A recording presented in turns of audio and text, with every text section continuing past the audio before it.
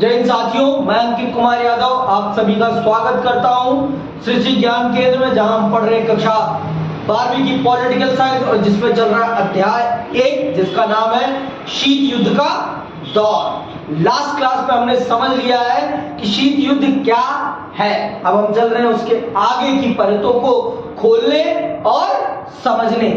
आप सब जानते हैं कि शीत युद्ध ने पूरी दुनिया को दो भागों में बांट दिया था। एक भाग का नेतृत्व कौन कर रहा था? एक भाग का नेतृत्व कर रहा था यूएसए। कौन कर रहा था?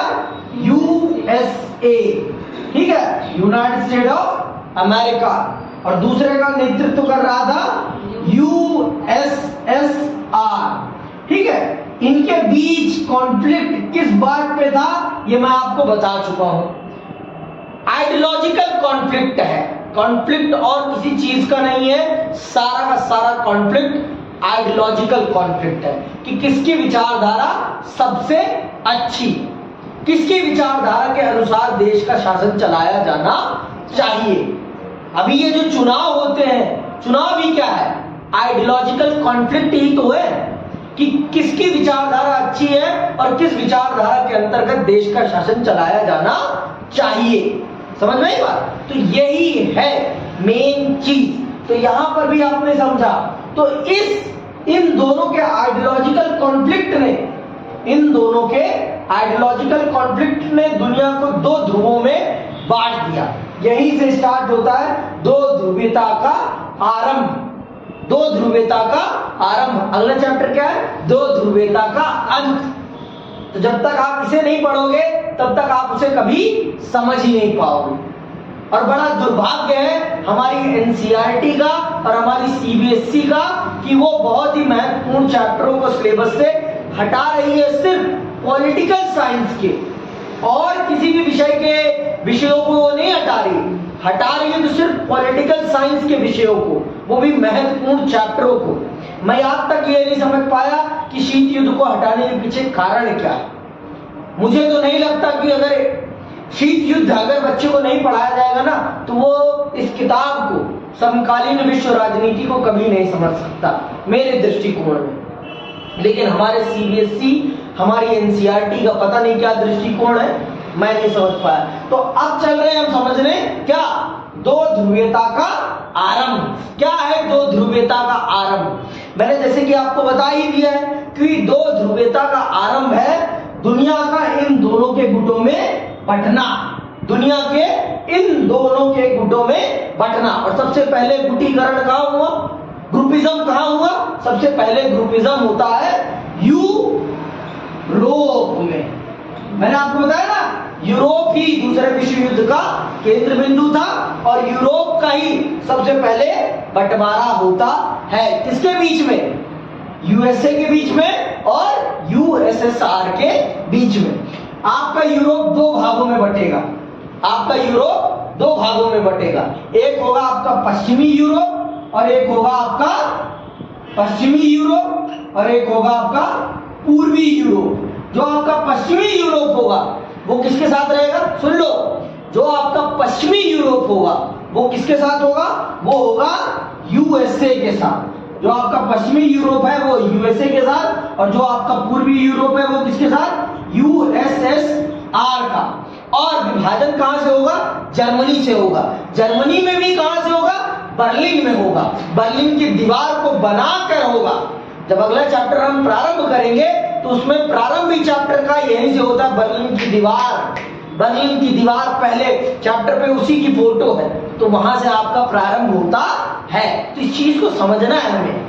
अगर हम इस चीज को नहीं समझेंगे तो हम कभी भी चैप्टर को ही नहीं समझ पाएंगे और चैप्टर को समझना हम सबके लिए बहुत ज्यादा जरूरी है। तो चलिए समझते हैं और पढ़ते हैं कि क्या है दो ध्रुवीयता का आरंभ। कैसे हुआ दो ध्रुवीयता का आरंभ? बहुत सारी चीजें मैंने डिटेल में यहां समझा दी, बहुत सारी चीजें, और यही सारी चीजें अंदर चल रहे हैं हम पढ़ने। ठीक है, तो चलते हैं और पढ़ते हैं और समझते हैं कि क्या है दो ध्रुवीयता का आरंभ। ठीक है, दोनों महाशक्तियां विश्व के विभिन्न हिस्सों पर अपने प्रभाव का दायरा बढ़ाने के लिए तुली हुई थी। दुनिया दो गुटों के बीच बहुत स्पष्ट रूप से बट गई थी। ऐसे में किसी मुल्क के लिए एक रास्ता यह था कि वह अपनी सुरक्षा के लिए किसी एक महाशक्ति के साथ जुड़ा रहे और दूसरी महाशक्ति तथा उसके गुट के देशों के प्रभाव से बच सके। पूरी दुनिया में ये कॉन्फ्लिक्ट पैदा हो गया था कि आप बिना किसी गुट में शामिल हुए नहीं रह सकते। अगर आप रहने की भी कोशिश करेंगे तो आपको रहने ही नहीं दिया जाएगा। कैसे? पूछो कैसे? कैसे? इसलिए क्योंकि आपका जो पड़ोसी होगा वो किसी ना किसी गुट में शामिल हो जाएगा, तो मजबूरन आपको भी किसी ना किसी गुट में शामिल होना ही पड़ेगा। अब आपके आस पड़ोस के लोग अगर आपकी दुश्मनी है उनसे और वो किसी बड़े व्यक्ति के साथ जुड़ गए तो मजबूरन आपको भी किसी ना किसी बड़े व्यक्ति की चापलूसी करने की जरूरत पड़ेगी। जब तक आप नहीं करेंगे तब तक आप बच नहीं पाएंगे। समझ में आई बात? तो ये चीज समझना हम सबके लिए बहुत जरूरी है, और अगर हम इस चीज को नहीं समझेंगे तो हम इस चैप्टर को भी नहीं समझ पाएंगे कि पूरा का पूरा यूरोप दो भागों में बांट दिया जाता है और दोनों आपस में बांट लेते हैं। यूरोप के आधे से ज्यादा देश अमेरिकी खेमे में चले जाते हैं और आधे से ज्यादा देश रशिया के खेमे में, रूस मतलब सोवियत संघ के खेमे में चले जाते हैं। तो इस प्रकार से बंटवारा होता है और दुनिया के और भी अन्य देशों के साथ ऐसा ही होता है।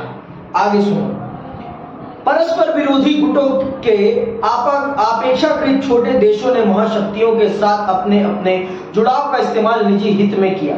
मतलब सब भाई कोई भी किसी से जुड़ेगा तो बेफजूल में तो नहीं जुड़ेगा ना।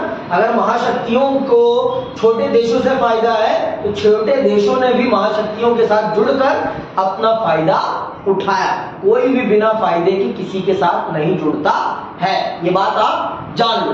दुनिया का ये दस्तूर है कि हर व्यक्ति किसी के साथ भी मित्रता करता है तो उसकी मित्रता का आधार कुछ ना कुछ तो होता ही है। बिना लाभ की कोई मित्रता किसी से नहीं करता। बचपन वाली मित्रता नहीं है, दो देशों के बीच में मित्रता हो रही है और दो देशों के बीच में मित्रता हमेशा लाभ के दृष्टिकोण से होती है। कोई बिना लाभ के किसी से दोस्ती नहीं करता। अगर आज अमेरिका भारत से इतना प्रेम कर रहा है तो उसके पीछे उसका बहुत बड़ा कारण है। क्या कारण है? भारत की जनसंख्या, भारत की कंज्यूमर कैपेसिटी, ये उसकी सबसे बड़ी जरूरत है। क्योंकि वो क्या है? एक कैपिटल इकोनॉमी है और कैपिटल इकोनॉमी को क्या चाहिए होता है? कस्टमर। और सबसे ज्यादा कस्टमर कहाँ है? भारत के पास है। समझ में आई बात? ऐसा कस्टमर है जो अमेरिका में बनने वाली हर चीज को कंज्यूम कर सकता है। महंगी से महंगी चीज को भी भारत कंज्यूम कर सकता है क्योंकि भारत के पास हर लेवल का कस्टमर अवेलेबल है। समझ में आई बात? तो ये है कारण। भारत से या मोदी जी से उन्हें प्यार नहीं है, उन्हें प्यार है यहाँ के कस्टमर से। सबसे ज्यादा भारत में यूट्यूब का कंजप्शन है, फेसबुक का कंजप्शन सबसे ज्यादा कहाँ है? भारत में। इंस्टाग्राम का कंजप्शन कहाँ है? भारत में। व्हाट्सएप का कंजप्शन कहाँ है? भारत में। कमा कौन रहा है? समझ में आएगा? तो अमेरिका का बेनिफिट है भारत से, इसलिए भारत के पीछे लगा हुआ है वो। और जो लोग ये सोचते हैं कि मोदी जी, यहाँ ये तो मनमोहन जी ने प्रारंभ किया, यहाँ हर देश, मैंने आपको बता दिया, हर देश बिना फायदे के किसी के दरवाजे पे नहीं पहुंचता है। और बड़ा देश तो किसी के सामने तब तक नहीं झुकता जब तक उसका फायदा ना हो। अमेरिका ने पाकिस्तान जब तक उसकी जरूरत बना रहा तब तक पाकिस्तान को यूज किया और आज छोड़ दिया है, जा अब तेरी मुझे कोई जरूरत नहीं। पूरे पाकिस्तान को बर्बाद किसने किया? अमेरिका ने किया। पाकिस्तान को हराम खाओ किसने बनाया? अमेरिका ने बनाया। अपने बोटियां फेंकता रहा, काम कराता रहा और काम खत्म हो गया तो बस शीत युद्ध के बाद अमेरिका ने इसको बोटियां डालना छोड़ दिया, इसको बोटियां डालना छोड़ दिया शीत युद्ध के बाद। और जब से भारत ने न्यू इकोनॉमिक पॉलिसी को अप्लाई कर लिया अपने देश में, तब से अमेरिका ने पाकिस्तान को बोटियां डालना छोड़ दिया। और ये चीजें आप तभी समझ पाओगे जब आप भारत की पॉलिटिक्स को पढ़ोगे। जो बच्चा पढ़ेगा ही नहीं, उसे कहाँ पता चल पाएगा कि हमारी राजनीति कैसे काम करती है। वो सिर्फ ऊपरी तौर पर देखेगा, अंदरूनी तौर पर कभी चीजों को समझ ही नहीं पाएगा। पॉलिटिक्स बहुत ही सोचने और समझने वाला विषय है। इसे मूर्ख नहीं पढ़ते, इसे वो ही पढ़ते हैं जिनके दिमाग में विचारशीलता होती है। समझ में आई बात? तो इस चीज को आप समझिए। आगे सुनिए, इन देशों को स्थानीय प्रतिद्वंदी देशों के खिलाफ सुरक्षा का वायदा मिला। देखो, जैसे मैं आपको उदाहरण समझाता हूं। मान लो ये दोनों पड़ोसी देश हैं, ये दोनों पड़ोसी, ये ए बी दोनों एक दूसरे के पड़ोसी, जैसे भारत और पाकिस्तान। भारत तो किसी के गुट में नहीं गया, लेकिन पाकिस्तान तो चला गया था। किसके गुट में? अमेरिकी गुट में चला गया था। शीत युद्ध के दौरान, फिर से सुन लो, शीत युद्ध के दौरान कब से कब तक? 1945 से लेकर 1951 तक शीत युद्ध चला। ठीक है, समझ लेना ये बात। और इसका कॉन्फ्लिक्ट देखो, यहां पर आप समझिए, इस मानचित्र को समझना आपके लिए बहुत जरूरी है। अब जो पाकिस्तान था, पाकिस्तान भारत के साथ तो नहीं रहना चाहता था, क्योंकि भारत के साथ उसकी शुरू से ही तीखी मिर्ची लाल मिर्ची वाला रिश्ता था। तो जब भारत ने गुट निरपेक्षता की नीति पर चलने का फैसला लिया, तब पाकिस्तान ने फैसला किया कि मैं अमेरिका से हाथ मिला लूंगा। अमेरिका ने भी उससे अपना हाथ मिला लिया, जिससे कि उसे क्या मिल जाए? दक्षिण एशिया में कोई अपना पिछलग्गू मिल जाए। दक्षिण एशिया, हम कौन से एशिया के देश हैं? हम दक्षिण एशिया के देश हैं, ये याद रखना है। हम कौन सी एशिया के देश हैं? दक्षिण एशिया। और रशिया का पूरे के पूरे आप मान लीजिए उत्तरी एशिया पे कब्जा था। ये पूरे का पूरा, मान लो आपका ये रशिया, तजाकिस्तान भी उसी का था, उज्बेकिस्तान भी उसी का था, तुर्कमेनिस्तान भी उसी के था, और ये सारे के सारे देश उसी के पार्ट थे। आप मानचित्र देखोगे तो आपको पता चल जाएगा। ये मानचित्र देखो, ये मानचित्र देखो, देखो कहां तक आपका यूएसएसआर फैला हुआ था। ये समझे बिना आप नहीं पढ़ सकते। ये आपका चीन भी उसी का पार्ट था, चीन भी उसी की आइडियोलॉजी को फॉलो करता था। एक चीज और समझा देता हूं मैं आपको, क्योंकि ये अगर आप समझ लोगे ना तो आपके लिए बहुत ज्यादा बेहतर होगा, बहुत ही ज्यादा बेहतर होगा। देखो सुनो समझो, भारत कब आजाद हुआ? शीत युद्ध का टाइम पीरियड क्या है? पहले ये नोट डाउन करो। शीत युद्ध का टाइम पीरियड है 1945 से लेकर 1991। ये है कि किसका टाइम पीरियड? शीत युद्ध का। ठीक है, भारत कब आजाद हुआ? भारत आजाद हुआ है 1947, और हमारा पड़ोसी पाकिस्तान 1947। हमारा पड़ोसी चीन कब आजाद हुआ है? 1949। ये याद रखना है आपको। ये सारे के सारे दक्षिण एशिया के देश हैं।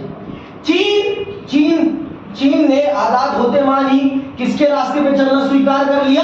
चीन ने आजाद होते मान ही यूएसएसआर के रास्ते पर चलना स्वीकार कर लिया। ठीक है, ये याद रखना है। भारत ने दोनों को ही अपने अंदर समाहित किया। भारत ने राजनीतिक तौर पर, सुन लो फिर से, भारत ने राजनीतिक तौर पर लोकतांत्रिक व्यवस्था को अपनाया। ठीक है, और आर्थिक तौर पर मिश्रित अर्थव्यवस्था को अपनाया, जिसमें उसने सबसे ज्यादा फोकस किस पे दिया? समाजवाद पे। समाजवादी अर्थव्यवस्था के अंतर्गत भारत ने मिश्रित अर्थव्यवस्था के रास्ते पर अपनी अर्थव्यवस्था को चलाना प्रारंभ किया। सेम नकल पाकिस्तान ने भी करी, लेकिन यहां कभी लोकतंत्र सफल ही नहीं हुआ। यहां हमेशा तानाशाही रही है, सैन्य तानाशाही। कौन सी तानाशाही? सैन्य तानाशाही। हमेशा यहां पर सेना का ही कब्जा रहा है। इस देश को हमेशा किसने चलाया है? पाकिस्तानी सेना ने चलाया है। जब आप आगे के चैप्टर पढ़ोगे तो आपको पता चलेगा। तो अब आपको पता है कि शीत युद्ध किसके किसके बीच है? यूएसए और यूएसएसआर के बीच में। ये आप जानती हैं बहुत अच्छे से। दक्षिण एशिया में अमेरिका को कोई भी अपना पिछलग्गू नहीं मिल रहा था। तो जब भारत ने किस रास्ते पर चलने का स्वीकारा? नॉन अलायंस मूवमेंट, गुट निरपेक्ष आंदोलन पर, तो पाकिस्तान चिढ़ गया और पाकिस्तान को कभी रशिया अपने गुट में शामिल भी नहीं करता। तो जिस कारणवश पाकिस्तान ने अमेरिका के पांव पकड़ लिए, अमेरिका के पांव पकड़ लिए उसने। इस तरह से आप समझो, तो इस तरह से शीत युद्ध में पूरी दुनिया दो भागों में बटी। अब मजबूरन जब इसने, और भारत के सदैव शुरू से ही यूएसएसआर के साथ रिश्ते भारत के शुरू से ही अच्छे थे, समझ में आई बात? शुरू से ही भारत की आर्थिक विकास में रशिया ने जो मदद मांगी, भारत ने वो मदद उपलब्ध कराई। तो इसलिए भारत का, देखो, भारत रशिया का क्या बना? दोस्त। लेकिन ये क्या बना? ये पाकिस्तान क्या बना? उसका पिछलग्गू। दोस्त और चेले में अंतर होता है वर्षा, ये जान लो। दोस्त होता है, दोस्त बराबरी का दर्जा रखता है और चेला पांव का दर्जा रखता है। तो अमेरिका के सामने पाकिस्तान की औकात क्या थी? चेले की। तो इसको हमेशा अमेरिका ने इसको हमेशा चेले के तौर पर यूज किया और इसके माध्यम से रशिया को तोड़ने का काम किया। किसने? अमेरिका ने। यहां पर आतंकवाद पैदा करने का काम किसने किया था? यूएसए ने किया। अमेरिका ने ही यहाँ पर आतंकवाद को पैदा किया और इस आतंकवाद के माध्यम से वो रशिया पर हमले कराता था। अभी जब मैं आगे पढ़ाऊंगा तो आपको बातें और बताऊंगा, ये सारी बातें आगे आएंगी। तो इस प्रकार से दो पड़ोसी देश, एक अमेरिका के खेमे में चला जाता था, एक सोवियत के खेमे में चला, इस तरह से बढ़ते चले गए। जैसे मैंने आपको, मान लो ए बी, फिर से बता रहा हूं, ए बी, इन दोनों के बीच में दुश्मनी है। तो ए किसका गुट पकड़ लेता है? अमेरिका का। तो बी किसका पकड़ लेता है? यूएसएसआर का। तो इस प्रकार से पूरी दुनिया दो खेमों में बढ़ती चली गई। और फिर जब भारत ने नया खेमा बनवाया, नॉन अलायंस मूवमेंट, तो दुनिया उसमें भी आई। तो इस तरह दुनिया तीन खेमों में बढ़ जाती है। अब बात समझ में आ गई? अब ऐसे समझ में ये, ठीक। आगे सुनो, कहां गए हम? ठीक है। इन देशों को स्थानीय प्रतिद्वंदी देश के खिलाफ सुरक्षा का वादा मिला, हथियार और आर्थिक मदद मिली। इन देशों की अपने पड़ोसी देशों से होड़ थी, ए बी की आपस में होड़ थी। तो ए ने अमेरिका का हाथ पकड़ लिया, बी ने यूएसएसआर का हाथ पकड़ लिया। तो हाथ पकड़ने से इनको क्या मिल गया? सैन्य सुरक्षा मिल गई, हथियार मिल गए, आर्थिक मदद मिल गई। तो इससे इनका विकास करना इनके लिए आसान हो गया। और प्रतिद्वंदता में एक बड़े भाई का हाथ भी मिल गया। बड़े भाई मतलब गुरु का हाथ मिल गया कि तेरे को रास्ता मैं दिखाऊंगा, बताऊंगा तुझे कि कैसे आगे चलना है। तो इस चीज से ये मदद मिल गई इन छोटे देशों को। तो इसीलिए छोटे देश इन महाशक्तियों के साथ जुड़ गए। समझ में आ गई ना? ये बात याद रखनी है आप, ठीक है। महाशक्तियों के नेतृत्व में गठबंधन की व्यवस्था से पूरी दुनिया के दो खेमों में बंट जाने का खतरा पैदा हो गया। यह विभाजन सबसे पहले यूरोप में हुआ। पश्चिमी यूरोप के अधिकतर, सुन लो, पश्चिमी यूरोप के, यही मैप में यहां बताया गया है। पश्चिमी यूरोप, ये है पश्चिमी यूरोप, ये जो है पीला वाला ये है पश्चिमी यूरोप। और ये सारे के सारे किसके सदस्य बनते हैं? नाटो के।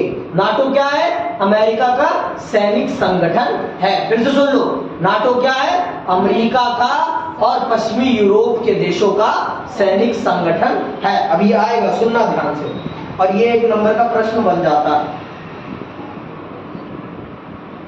पश्चिमी यूरोप के अधिकतर देशों ने अमेरिका का पक्ष लिया, जबकि पूर्वी यूरोप सोवियत खेमे में शामिल हो गया। इसीलिए ये खेमे पश्चिमी और पूर्वी गठबंधन भी कहलाते है। पश्चिमी गठबंधन ने स्वयं को एक संगठन का रूप दिया। अप्रैल 1949, अंडरलाइन करो, अप्रैल 1949 में उत्तर अटलांटिक संधि संगठन नाटो की स्थापना हुई, जिसमें 12 देश शामिल थे। इस संगठन ने घोषणा की, अंडरलाइन कर लो, क्या घोषणा करी, किसने, नाटो ने क्या घोषणा करी, कितने देश थे, 12 देश थे। नाटो में, नाटो जब बना तो उसमें कितने देश थे, 12 देश। कब बना, 1949, ठीक है। तो इसने घोषणा क्या करी, इस संगठन ने घोषणा की कि उत्तरी अमेरिका अथवा पूर्वी उत्तरी अमेरिका, यह है पूरा उत्तरी अमेरिका अथवा यूरोप के इन देशों में से किसी एक पर भी हमला होता है तो उसे संगठन में शामिल सभी देश अपने ऊपर हमला मानेंगे। तो इसने ये घोषणा करी कि उत्तरी अमेरिका और यूरोप, पश्चिमी यूरोप के अगर एक भी देश पर हमला होता है तो इसे पूरे नाटो पर हमला माना जाएगा और हम सब मिलकर उसके खिलाफ मोर्चा खोलेंगे जो हम पर हमला करेगा। ये किसका सिद्धांत था, नाटो का सिद्धांत, ये याद रखने आए, ठीक है। नाटो में शामिल हर देश एक दूसरे की मदद करेगा। इसी प्रकार के पूर्वी गठबंधन को वार्सा संधि के नाम से जाना जाता है। तो इसके विरोध में पूर्वी यूरोप के देशों ने भी एक संगठन बनाया और वो क्या कहलाता है, वार्सा संधि। क्या कहलाता है, वार्सा संधि, ठीक है। वार्सा संधि के नाम से जाना जाता है। इसकी अगुवाई सोवियत संघ ने की। इसकी स्थापना सन 1955 में हुई थी और इसका प्रमुख काम था नाटो में शामिल देशों का यूरोप में मुकाबला करना। समझ में आ गई बात। शीत युद्ध के दौरान अंतरराष्ट्रीय गठबंधनों का निर्धारण महाशक्तियों की जरूरतों और छोटे देशों के लाभ हानि के गणित से होता था। जैसा कि ऊपर बताया गया है, महाशक्तियों के बीच तानातनी का मुख्य अखाड़ा यूरोप बना। कुछ एक मामलों में यह भी हुआ कि महाशक्तियों ने अपने अपने गुट में शामिल करने के लिए कुछ देशों पर अपनी ताकत का इस्तेमाल किया। पूर्वी यूरोप में सोवियत संघ की दखल अंदाजी इसका उदाहरण है। सोवियत संघ ने पूर्वी यूरोप में अपने प्रभाव का इस्तेमाल किया। इस क्षेत्र के देशों में सोवियत संघ की सेना की व्यापक उपस्थिति ने यह सुनिश्चित करने के लिए अपना प्रभाव जमाया कि यूरोप का पूरा पूर्वी हिस्सा सोवियत संघ के दबदबे में रहे।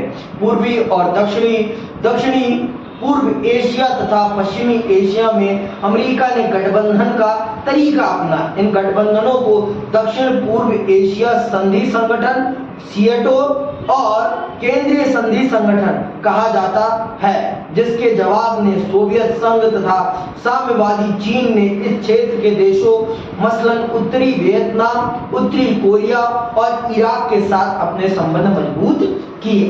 तो जिस प्रकार से अमेरिका ने सीएटो संटो का प्रयोग किया एशिया में अपने गठबंधन बनाने के लिए, तो उसी प्रकार से सोवियत संघ ने भी इसी क्षेत्र के जो अमेरिका के साथ नहीं जाना चाहते थे उन देशों के साथ अपने रिश्ते मजबूत किए, जिससे कि हर क्षेत्र में दोनों महाशक्तियां दोनों का मुकाबला कर सके। समझ में आई बात। तो इस प्रकार से इन दोनों महाशक्तियों ने पूरी दुनिया को दो खेमों में बांट दिया और दोनों ने पूरी दुनिया को एक दूसरे का प्रतिद्वंदी बना दिया। तो ये देखो, ये है आइडियोलॉजिकल वॉर। ऐसे पूरी दुनिया को एक दूसरे का दुश्मन बनाया किसने, इन दो महाशक्तियों ने पूरी दुनिया को एक दूसरे का दुश्मन बना दिया। ना चाहते हुए भी हम और आप एक दूसरे के दुश्मन बन गए। किसके कारण, सोवियत संघ और यूएसए के कारण। समझ में आई बात। तो ना चाहते हुए भी हम दोनों की आपसी दुश्मनी हो गई। आगे सुनो। शीत युद्ध के कारण विश्व के सामने दो गुटों के बीच बट जाने का खतरा पैदा हो गया था। ऐसी स्थिति में औपनिवेशिक शासन, हम किससे निकले थे, औपनिवेशिक शासन से। हम गुलाम थे ना, तो गुलाम देशों को क्या कहा जाता है, औपनिवेशिक देश। समझ में, औपनिवेशिक शासन मसलन ब्रिटेन और फ्रांस के चंगुल से मुक्त हुए 9 स्वतंत्र देशों को चिंता हुई कि कहीं वे अपनी इस आजादी को पाने के साथ खो न बैठे। गठबंधन में भेद पैदा हुए और बड़ी जल्दी उनमें दरार पड़ी। साम्यवादी चीन 1950 के दशक के उत्तरार्ध में सोवियत संघ से अनबन हो गई। सन 1969 में सन 1969 में इन दोनों के बीच एक भूभाग पर आधिपत्य को लेकर छोटा सा युद्ध भी हुआ। इस दौर की एक महत्वपूर्ण घटना गुटनिरपेक्ष आंदोलन का विकास है। इस आंदोलन ने 9 स्वतंत्र राष्ट्रों को 2 ध्रुवीय विश्व की गुटबाजी से अलग रहने का मौका दिया। समझ में आई बात? तो 2 ध्रुवीयता की चंगुल से बचाने का काम कौन करता है? आपका नॉन अलायंस मूवमेंट या कहिए गुटनिरपेक्ष आंदोलन, जिसका कर्ता धर्ता, जिसका निर्माता भारत होता है। समझ में आई बात? जिसका कर्ता धर्ता और जिसका निर्माता भारत होता है। और इस चीज को करने में पंडित नेहरू की बहुत बड़ी भूमिका थी, बहुत बड़ी। इस 2 महाशक्तियों की ताकत में भारत को अपने दम पर एक अलग स्टैंड देने का काम पंडित नेहरू करते हैं। अब बताओ, आप जब आप शीत युद्ध नहीं पढ़ोगे तो आपको भारत की राजनीति के बारे में कैसे पता चलेगा कि भारत ने अपनी स्वतंत्र राजनीति किन परिस्थितियों में प्रारंभ करी है? जब आपको यही नहीं पता चलेगा तो आप पंडित नेहरू को गाली आराम से दे दोगे, क्योंकि आपको पता ही नहीं रहेगा कि दुनिया किस राजनीति में चल रही थी। जब आपको यही नहीं पता होगा तो आपको गाली देना बहुत आसान हो जाएगा। अब आप शीत युद्ध पढ़ोगे ही नहीं तो आपको कैसे पता है कि दुनिया कैसे 2 खेमों में बटी थी और उन 2 खेमों के बीच से भारत को बचाना कितनी बड़ी चुनौती थी, कितनी बड़ी चुनौती थी। जितना लगता है आसान कि पंडित नेहरू तो बहुत चाहते थे, ये भी कर लेते, चाहते तो भैया आप अगर उस परिस्थिति में होते ना तो आपको पता चल जाता कि भारत ने किन परिस्थितियों में अपने आप को खड़ा किया है। जब आपने पढ़ा ही नहीं है तो आपको क्या पता रहेगा? समझ रहे बात? आगे सुनो। आप यह सवाल पूछ सकते हैं कि आखिरकार महाशक्तियों को अपना गुट बनाने की जरूरत क्यों पड़ी? पूछ सकते हो। आखिर अपने परमाणु हथियारों और अपनी अस्थायी सेना के बूते महाशक्तियां इतनी ताकतवर थी कि एशिया तथा अफ्रीका और यहाँ तक कि यूरोप के अधिकांश छोटे देशों की साझी शक्ति का भी उनसे कोई मुकाबला नहीं था। लेकिन हमें यह समझने की जरूरत है कि छोटे देश निम्न कारणों से महाशक्तियों के बड़े काम के थे। छोटे देश, ऐसा नहीं है कि सिर्फ सैनिक ताकत ही की जरूरत होती है महाशक्तियों को, इसके अलावा बहुत सी और चीजों की भी जरूरत होती है। अब आप मुझे बताओ कि सोवियत संघ ने क्यूबा को अपने पक्ष में क्यों रखा? क्यूबा आ गई ना बात। वैसे तो वो किसी काम का नहीं है, उसके अंदर इतनी पोटेंशियल भी नहीं है कि वो अमेरिका से मुकाबला कर सके, लेकिन फिर भी क्यूबा को उसने अपने पक्ष में क्यों रखा? क्यूबा के हित के लिए वो लड़ने क्यों पहुंच गया? क्योंकि वो उसके लिए ज्योग्राफिकली बहुत ज्यादा इंपॉर्टेंट था। अगर वो उसके हाथ से चला जाता तो अमेरिका को उसके घर में घुस के मारना मुश्किल हो जाता। अब भाई आप वहां से तोप दागोगे तो ज्यादा अच्छा, वहां से मिसाइल छोड़ोगे तो ज्यादा इफेक्टिव होगी कि क्यूबा से छोड़ोगे तो ज्यादा इफेक्टिव होगी? क्यूबा से। समझ में आ गई बात? तो ये इसीलिए छोटे देश इन दोनों महाशक्तियों के लिए बहुत ज्यादा इंपॉर्टेंट थे, इसीलिए इन्होंने छोटे देशों को अपने गुट में सम्मिलित किया। तो ये 4 पॉइंट है जिनके कारण छोटे देशों को इन्होंने अपने गुटों में शामिल किया। महत्वपूर्ण संसाधनों के लिए आपको पता है कि दुनिया में सारे संसाधन एक देश के पास नहीं है, पूरी दुनिया में संसाधन भगवान ने बांटे हुए हैं। किसी को कुछ दे रखा है, किसी को कुछ। आपको पता है कि सबसे ज्यादा तेल कहाँ है? इन खाड़ी देशों में है। खाड़ी देश मतलब अरब, इराक, ईरान, आपका दुबई, ये सारे खाड़ी देश कहलाते हैं, तो इनके पास है। तो इन जैसे चीजों के लिए भू क्षेत्र, जो आपने खुद बता दिया, भू क्षेत्र, ताकि यहाँ से महाशक्तियां अपने हथियारों और सेना का संचालन कर सके, सैनिक ठिकाने जहाँ से महाशक्तियां एक दूसरे की जासूसी कर सके, और आर्थिक मदद जिससे गठबंधन में शामिल बहुत से छोटे देश सैन्य खर्च वहन करने में मददगार हो सकते थे। ऐसा नहीं है कि छोटे देशों के पास पैसा नहीं था, बहुत से छोटे देश ऐसे भी थे जो आर्थिक तौर पर बहुत ज्यादा ताकतवर थे। तो ये सारे छोटे देश इन महाशक्तियों के सैन्य खर्चे में भी अपनी कंट्रीब्यूशन दे देते थे। तो इन 4 कारणों से इन छोटे देशों को भी ये महाशक्तियां अपने अंदर सम्मिलित करके रखती थी, जिससे कि इनका काम आसानी से चलता रहे। समझ में आई बात? जिससे कि आसानी से इनका काम चलता रहे। आगे सुनो, ये ऐसे कारण थे जो छोटे देशों को महाशक्तियों के लिए जरूरी बना देते थे। विचारधारा के कारण भी ये देश महत्वपूर्ण थे।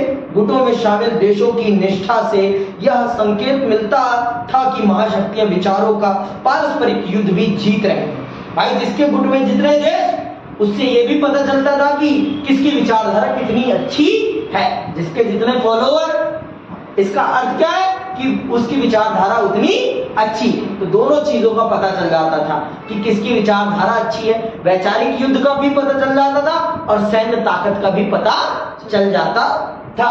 तो इस चीज से, ठीक है, गुट में शामिल हो रहे देशों के आधार पर वे सोच सकती थी कि उदारवादी लोकतंत्र और पूंजीवाद समाजवाद और साम्यवाद से कहीं बेहतर है, अथवा समाजवाद और साम्यवाद उदारवादी लोकतंत्र और पूंजीवाद की अपेक्षा बेहतर है। तो ये भी वो सोच सकते थे इस आधार पर कि उनके गुट में कितने देश ज्यादा हैं। तो ये चीज उनको, ये भी चीज उनको बताती थी कि उनकी शक्ति कितनी बेहतर है। आज बस इतना ही करते हैं कि आगे बढ़ाएं। देख लो,